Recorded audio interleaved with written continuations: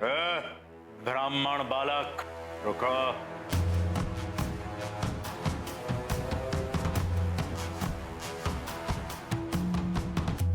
अब आपको क्या हुआ? आपने कहा तो आपके मार्ग से हटकर दूसरे मार्ग से जा रहा हूँ। आपको अभी भी कोई आपत्ति है क्या? नहीं, आपत्ति नहीं, मुझे कुछ काम है तुमसे। नहीं नहीं, मुझे नहीं करना आपका कोई कार्य। आप तो अकारण ही मुझ पर क्रोधित हो जाते हैं। नहीं हूँगा कारण क्रोधित। तुम एक ब्राह्मण बालक हो, शिव महादेव के भक्त हो। मैं तुम्हें एक सुंदर अवसर दे सकता हूँ। भगवान महादेव के इस तेजस्वी शिवलिंग को अपने हाथ में धारण करने का अवसर। मैं इसे हाथ में? किंतु ये तो बहुत भारी प्रतीत हो रहा है। दिखने में तो तुम अच्छे भले बलशाली दिखते हो। मुझे संध्या वंदन करना है। जब तक मैं संध्या वंदन पूर्ण नहीं कर लेता तुम इस शिवलिंग को पकड़े रहो। कहो तो मैं तुम्हें कोई पुरस्कार भी दे सकता हूँ। एक भक्त के लिए तो भगवान का स्पर्श ही सबसे बड़ा पुरस्कार होता है। लाइए, दीजिए मुझे। हाँ, इसे पृथ्वी पर रखना नहीं है। एक बार और पुनः सोच लो, इसे पकड़ सकते हो या नहीं। हाँ हाँ, क्यों नहीं, किंतु कुछ ही समय के लिए, क्योंकि ये भारी प्रतीत हो रहा है। यदि मैं इसे नहीं संभाल सका तो आपको पुकारूंगा। यदि 3 बार पुकारने पर भी आप नहीं आए तो मैं इसे भूमि पर रखकर चला जाऊंगा। 3 बार तो क्या, इसके पुकारने से पूर्व भी मैं लौट आऊंगा। ठीक है, ये लो। इसे पूर्ण श्रद्धा से ही पकड़े रहना। हम शीघ्र ही संध्या वंदन कर करवाते हैं।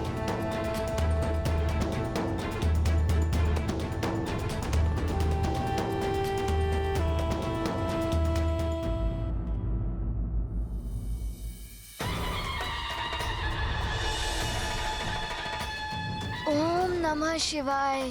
प्रणाम पिताश्री। अर्थात गणेश जी की युक्ति सफल हो रही थी।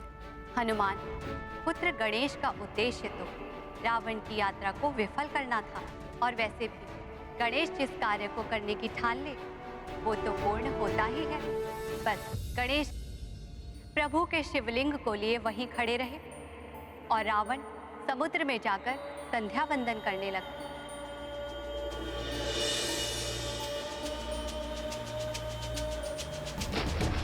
ओम नमः शिवाय।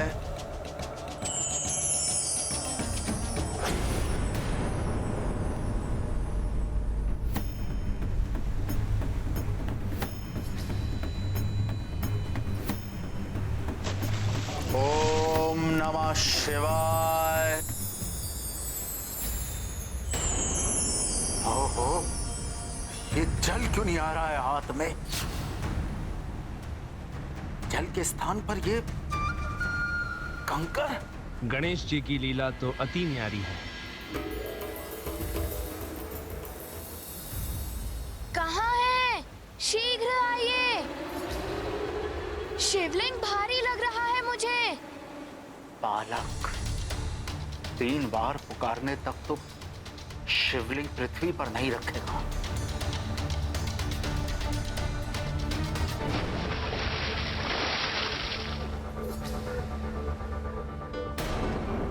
ये क्या हो रहा है?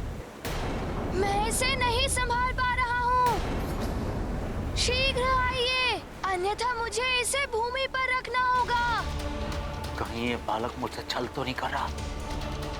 अवश्य ही ऐसे देवताओं ने भेजा है। सुनो, जब तक मैं ना आऊं शिवलिंग को पृथ्वी पर मत रखना।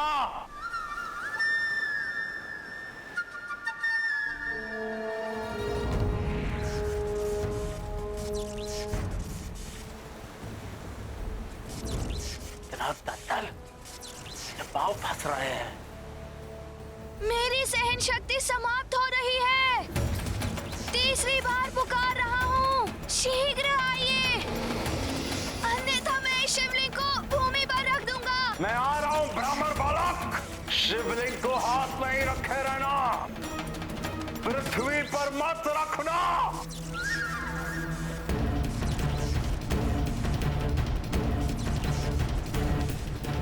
मुझसे ये नहीं संभल रहा है। नहीं, मत रखना पृथ्वी पर। मैं इसे नहीं संभाल पाऊंगा।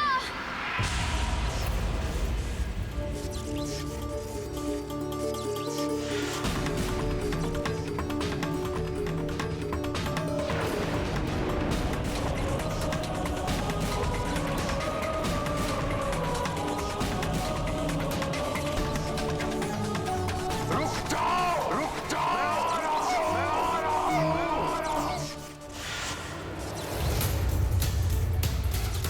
रुक जाओ ब्राह्मण बालक।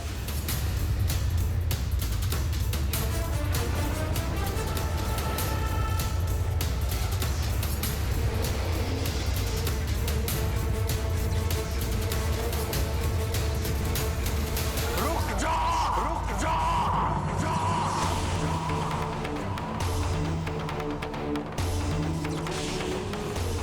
इस प्रकार रावण सदा के लिए अजय होते होते रह गए और गणेश के इस कृत्य से गोकर्ण क्षेत्र भगवान महादेव का पवित्र तीर्थ स्थल बन गया और साथ ही गणेश को एक नया नाम भी मिल गया, विघ्नकर्ता। विघ्नकर्ता श्री गणेश। संसार को संकट में डालने वालों के लिए विघ्न उत्पन्न करने वाले गणेश जी। जय श्री गणेश।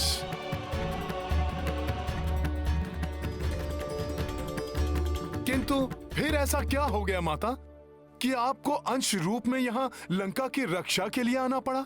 आत्मलिंग को लंका ले जाने में असफल होने से क्षुब्ध रावण पुनः कैलाश आ पहुंचा। प्रभु, देखा आपने, देखा आपकी भक्ति का क्या प्रसाद मिला है आपके परम भक्त दशानन लंकेश रावण को।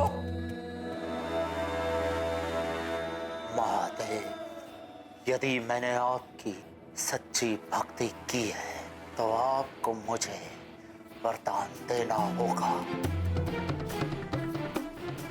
जो आपके उस आत्मलिंग के समान ही प्रभावकारी हो। लंकेश, महादेव आपको वरदान दे चुके हैं, किंतु सब कुछ जानते हुए भी आप उस वरदान का मान नहीं रख पाए और अब पुनः आत्मलिंग के समान वरदान प्राप्त करना चाहते हैं।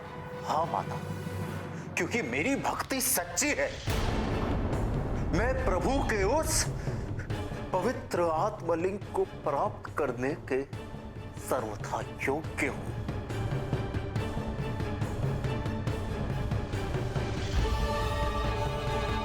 उचित है, महादेव के स्थान पर मैं आपको वरदान देती हूँ कि मैं अपने अंश चामुंडा देवी के रूप में सदैव आपकी लंका की रक्षा करूंगी। किंतु स्मरण रहे, जिस दिन आपके पाप आपकी भक्ति द्वारा प्राप्त हुए पुण्यों से अधिक हुए, मैं लौट आऊंगी। धन्य हुआ महादेवी, धन्य हुआ।